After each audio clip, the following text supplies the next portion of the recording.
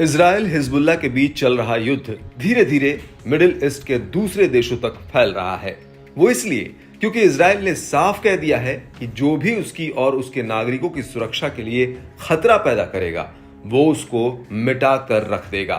और 7 अक्टूबर 2023 के हमले के बाद इजरायली पीएम नेतन्याहू ने कहा था कि वो इस हमले के पीछे उस सांप का फन कुचल कर रख देंगे जिसने इजराइल के ऊपर इतना बड़ा हमला कराया।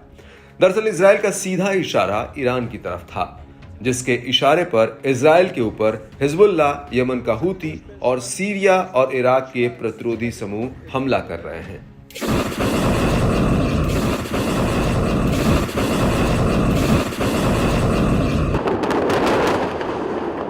ईरान, सीरिया और इराक में प्रतिरोधियों को अपना मुखौटा बनाकर लगातार इजराइल को निशाना बना रहा है। लेकिन अब इजराइल ने इससे निपटने के लिए उन सभी ठिकानों पर ताबड़तोड़ हमले शुरू कर दिए हैं जहां पर ईरान के ये प्यादे बैठे हुए हैं। और इसी कड़ी में अब इजरायली सेना ने सीरिया की राजधानी दमिश्क में एक बहुत बड़ी एयर स्ट्राइक की है। इसको लेकर सीरिया की न्यूज एजेंसी साना ने कहा कि आईडीएफ ने मज़ेह और कुदसाया के उपनगरीय इलाकों में ये हमले किए, जिनमें 15 लोगों की मौत हो गई जबकि 16 लोग घायल हुए हैं।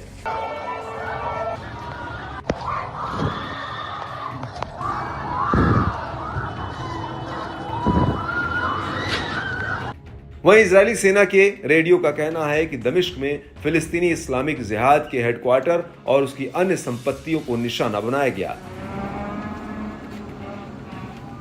इस सबके बीच गौर करने वाली बात यह है कि जिन इलाकों में आईडीएफ ने यह हमला किया वहां पर लेबनान के हिजबुल्लाह और ईरानी सेना के कमांडरों का गढ़ माना जाता है।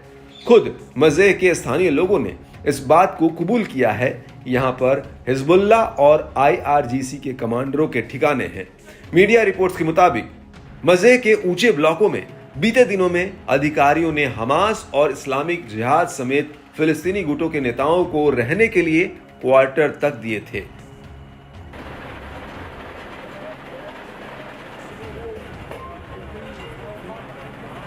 वहीं न्यूज एजेंसी अल मयादीन का कहना है कि दमिश्क में याफा यूथ डेवलपमेंट सेंटर पर आईडीएफ ने हमला किया, जो फिलिस्तीनी यूथ से कुदसाया से जुड़ा हुआ था। न्यूज एजेंसी का कहना है कि आईडीएफ ने 13 नवंबर 2024 को करीब 3:20 पर कब्जे वाले गोलन से यहां पर हमला किया।